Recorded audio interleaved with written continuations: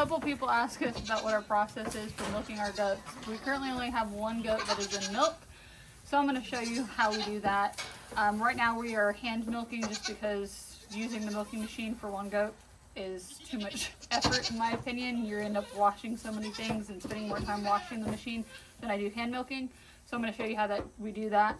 I'm going to grab our one goat that is in milk and I'll show you. So this is our goat, Trixie. She happens to be three-legged. Her previous owners, there she got her leg caught in an A-frame and hence the three legs. So we start by brushing off any kind of dirt, debris, any hay. Usually there's not a whole lot, but just our process. Then I go ahead and I take some soapy water. This is just, the ring for the lid came off. This is just some soapy Castile water, like the unscented baby version. I just take a microfiber cloth and clean her udder. Sorry if you're hearing other goats trampling around eating grain right now. I just kind of clean her whole udder and her teats. Can I flip it over, kind of? Huh? Yeah. I have my 5-year-old cameraman behind me. So I just get each teat really well too. I bet you can't see me. Shh. And then we do, this is a pre and post iodine dip. And then we leave this for about 30 to 60 seconds. So after that has set for 30 to 60 seconds, we go ahead and wipe it off with a clean microfiber.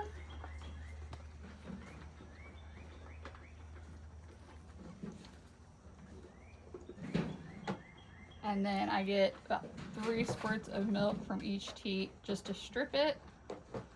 That's where most of the bacteria would be. I still feel that one side of her teat's a little damp. Can I come?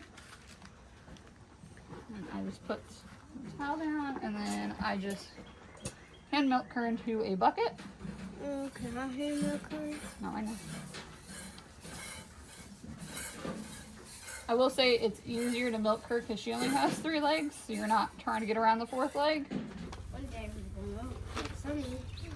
Oh, one of our winners. Huh?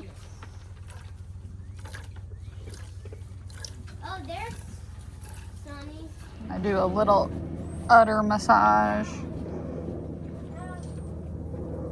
which looks a little crazy, but if you think about how a kid would nurse on their moms.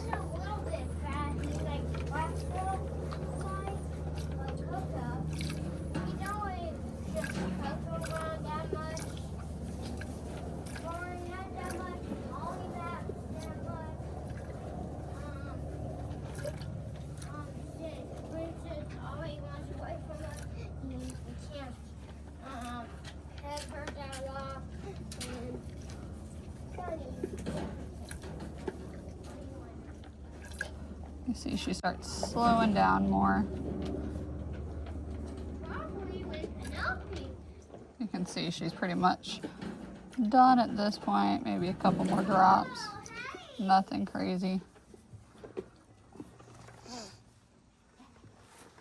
So everything that I've milked into the pail, I'm going to go ahead and transfer to a mason jar just because this pail does not have a lid on it. And trying to drive this back to our house so we don't have like a milking parlor attached to our barn or anything fancy. It all gets processed in our kitchen at our house.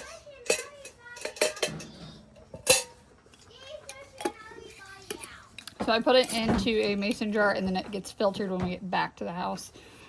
She did about 9 ounces, which is about her average. This is her first ever freshening. She does about 12 to 13 in the morning, so we're right under a quart every single day. So I just take out the cloth that the bucket was sitting on, throw it into the bucket because it's going to get cleaned anyways. Then we do a post dip.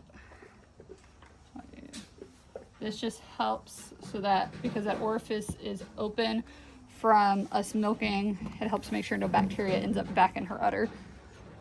This is Trixie. She came to us bred and we had no idea, nor did the previous owners have any idea.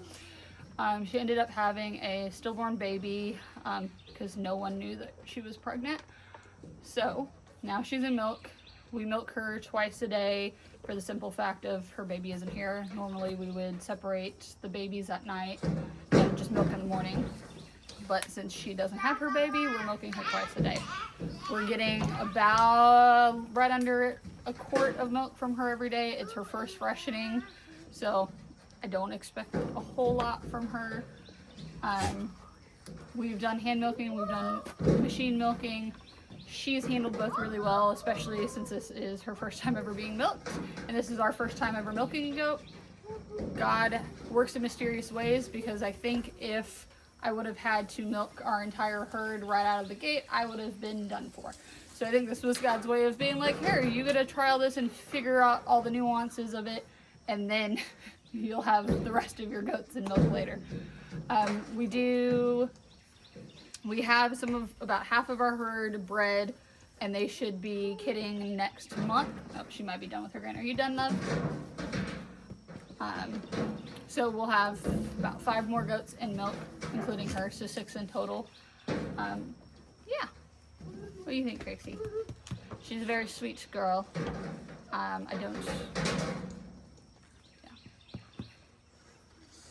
I have my 5-year-old that is playing with the goats, and that is mainly what you are hearing in the background at the moment. We do feed her a grain ration. It's an 18% protein, non-GMO from Resican Farms. Non-GMO, no corn, no soy. Are you done, love? Oh yeah, you're all done. Okay. And because she is 3-legged, I do have to pick her up and pull her out of the stanchion. She doesn't love using the ramp that we have. I'm just gonna clean up my mess here. Milk bucket goes back to the house to get washed in the dishwasher and sanitized.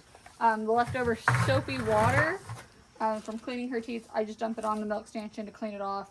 We got the milk stanchion from her previous owners, and then we added a horse stall mat that my husband cut to size just to make it easier to make sure that it gets cleaned off.